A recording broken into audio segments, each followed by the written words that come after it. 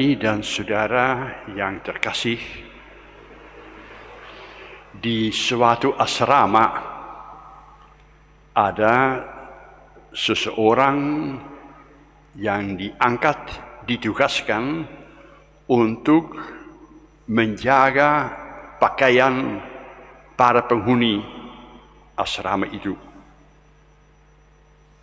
Kepadanya diberi kunci penting. Kunci untuk lemari penuh dengan macam-macam jenis pakaian. Siap untuk dibagi-bagikan kepada mereka yang membutuhkan. Jadi sedikit banyak para penghuni asrama tergantung dari kemurahan dia. Apakah mendapat pakaian yang bagus, apakah yang baru, entah bagaimana. Jadi apa yang terjadi? Tugas itu penting. Orang itu mempunyai power, kuasa. Saya menentukan, saya ditugaskan. Kunci ini. Nah, ada saja orang penghuni asrama yang licik, suka senyum-senyum kepada dia, kasih hadiah. Supaya apa? Supaya nanti mendapat pakaian yang bagus-bagus. Ada yang memberi uang rokok kepadanya. Korupsi. Malah apa yang terjadi? Dia yang memegang kunci itu kadang-kadang minta balas jasa. Nah, nggak beres. Maka jangan heran bahwa dia pun lewat beberapa waktu dipecat. Nggak jujur, nggak bisa dipakai. Mirip sama orang-orang yang tadi kita mendengar di bacaan yang pertama. Sepnu dan ada nonton.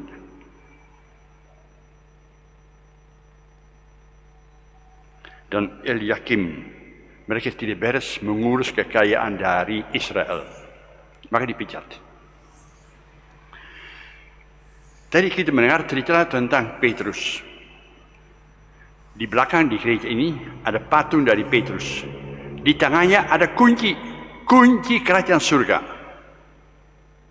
Ada saja orang yang suka berhenti pada patung itu, berdoa. Mereka mengatakan begini, nasib saya di kemudian hari tergantung dari Petrus. Dia pegang kunci untuk masuk surga.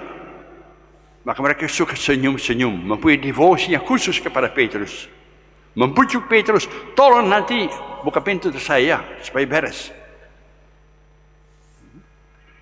Sebenarnya kita salah baca.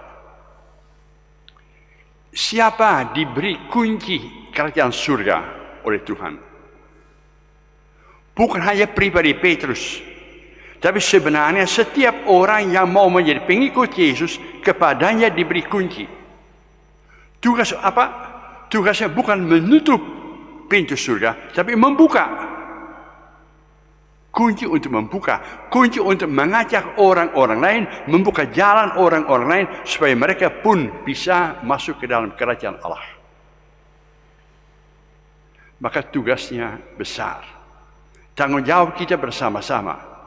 Jadi kita mendapat tugas itu, kalau berjumpa dengan siapapun juga, bantu dia supaya dia menemukan jalan yang menuju ke Yesus, ke surga.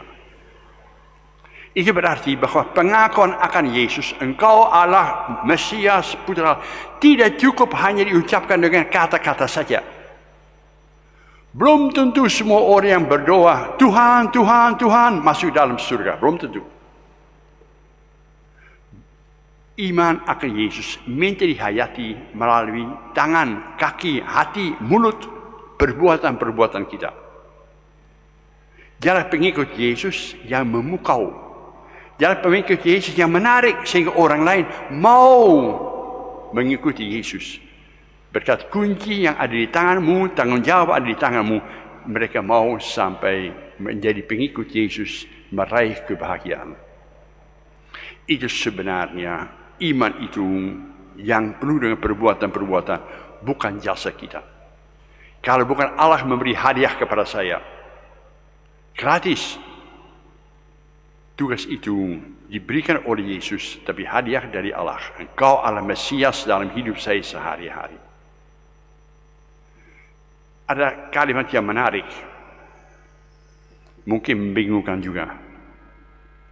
Tertulis, apa yang kau ikat di dunia ini akan terikat pula di surga. Apa yang kau lepaskan di dunia ini akan terlepas di surga. Maksudnya apa? Apa yang harus saya lepaskan? Apa yang sebenarnya bisa saya bawa ke surga? Rasanya Yesus di sini berbicara sebenarnya tentang kerelaan untuk mengampuni, untuk menjadi pribadi yang berbelas kasih, yang mau menampakkan belas kasihan Allah kepada sesama manusia. Maka saudara, jangan meninggal dunia dengan hatimu yang penuh dengan kebencian. Jangan. Nanti kau tidak bahagia di surga. Jangan meninggal dunia mau masuk surga dengan hati yang masih penuh kedengkian, mau balas dendam. Kau tidak bahagia di surga. Kau harus melepaskan semua yang mengikat kita kepada hal-hal duniawi, supaya siap untuk membawa keselamatan kepada orang-orang lain. Maka akhirnya saya pikir, kan hari ini mah nggak kemana-mana, di rumah saja. Mungkin baiknya ada 2 pertanyaan mau saya titip. Coba direnungkan. Apa makna, apa peran Tuhan Yesus dalam hidup saya pribadi? Apakah Tuhan Yesus bisa menjadi panutan yang iman kepadanya saya hayati dalam perbuatan-perbuatan saya di rumah, di sekolah, di kantor, dimanapun saya ditugaskan? Atau hanya suatu, ya kita semua harus percaya pada Yesus. Aku percaya ke Roh Kudus. Ya, percaya. Tapi nggak ada arti. Itu pertanyaan pertama. Siapakah Yesus, peran Yesus dalam hidupmu? Yang kedua, apakah saya bersedia menjadi kunci keselamatan bagi orang-orang lain yang saya jumpai? Apakah saya bisa mengantar, membuka pintu keselamatan, pintu kebahagiaan bagi mereka semua yang membutuhkan? Apakah iman saya berbuah atau tidak? Selamat merenungkan dan Tuhan memberkati.